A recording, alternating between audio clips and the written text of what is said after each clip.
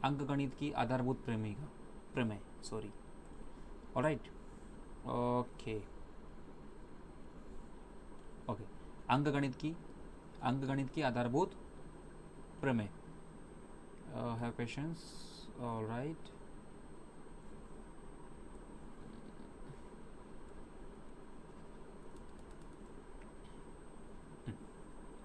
Done. चलिए, तो सबसे पहले हम आते हैं फंडामेंटल थ्योरम ऑफ अर्थमेटिक में। ये बात करता है क्या कि कोई भी कंपोजिट नंबर है, कोई भी कंपोजिट नंबर जिसको हम बोलते हैं भाज्य संख्या, उसको हम दिखा सकते हैं product of its prime number में। मतलब किसी भी भाज्य संख्या को इसके अभाज्य संख्या के गुणनफल के रूप में दिखा सकते हैं। ये कहती है तुम्हारी क्या, फंडामेंटल थ्योरम ऑफ अर्थमेटिक बोलती है। डन। तो अब एग्जाम्पल लेते हैं, 26 एग्जाम्पल लिया। 26 को लिख सकते हैं हम क्या, 2 × 13।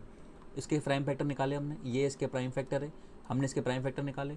2 × 13, ये 2 × 1 = 2, 2 3 6, 13 × 1 = 13।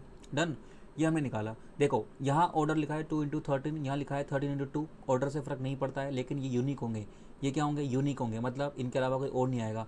26 के फैक्टर्स के अंदर इनके अलावा और कोई नहीं आएगा, इसलिए यूनिक है, अद्वितीय है। क्लियर, ठीक है। Order is not a important, order important नहीं है, ऑर्डर आगे पीछे कर सकता है।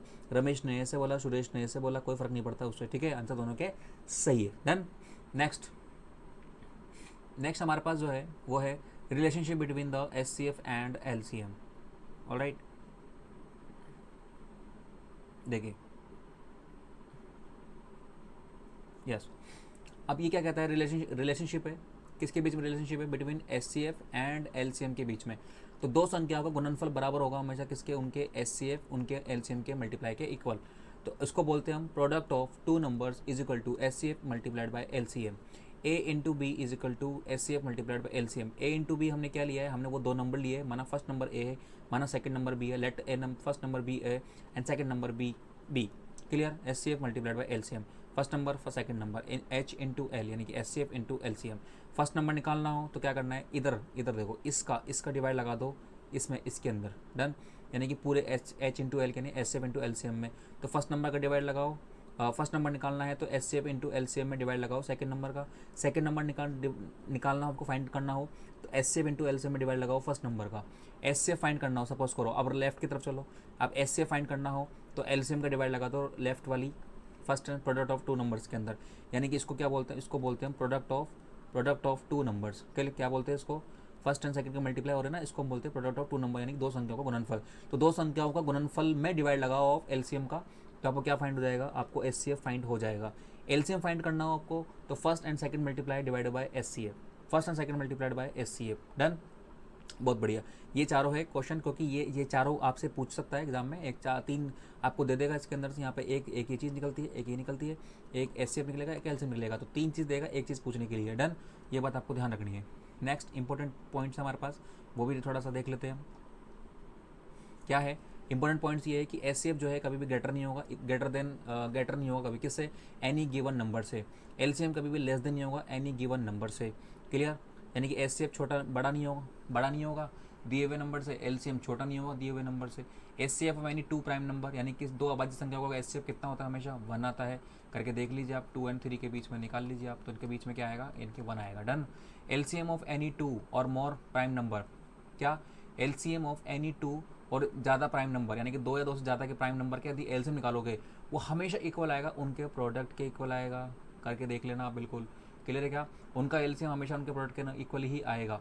आ रही बात समझ में, क्लियर। यदि मान लो 2 और 3 का एलसीएम लेते हैं हम तो इनका आएगा 6, और इन दोनों का मल्टीप्लाई करोगे तो भी कितना आएगा, 6 आएगा। ऐसे आ रही बात समझ में कुछ।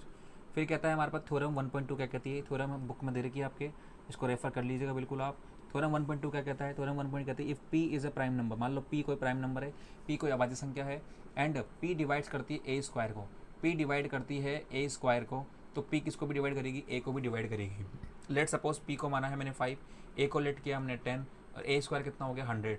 यदि p जो है वो a स्क्वायर को डिवाइड करेगा, यानी कि 100 में डिवाइड चला जाएगा 5 का, तो 5 चला जाए 100 में डिवाइड चला जाएगा किसका, 5 का। तो ये बोल रहा है p जो डिवाइड करेगा a को भी डिवाइड करेगा, यानी कि 10 डिवाइडेड बाई 5 भी जाएगा। ठीक है, तो ये दोनों हो सकता है, ये पॉसिबिलिटी है। अब ये जो थ्योरम है किसके यूज़ कर रहे हैं, ये हम कर रहे हैं इरेशनल नंबर को प्रूव करने में काम में ले रहे हैं इसको। ठीक है क्या, ये बात आपको ध्यान रखनी है। थ्योरम 1.2 किस काम आ रही है, इरेशनल नंबर को रूट के अंदर जो भी नंबर्स होंगे प्राइम नंबर, उनको इरेशनल नंबर प्रूव करने को ये हमारे इसमें काम आ रही है। Done, clear. आगे चलते हैं फिर हम, और नेक्स्ट आता है हमारा, लेट कर लेते हैं हम कि x कोई रेशनल नंबर है। लेट कर लेते हैं कोई x कोई रेशनल नंबर है, यानी कि x कोई क्या है, एक परिमेय संख्या है, और यदि परिमेय संख्या है तो इसका मतलब p बटा क्यू के उसके रूप में इसको लिखा जा सकता है। डन। और p बटा क्यू का मतलब हो गया न्यूमिनेटर अपॉन डिनोमिनेटर।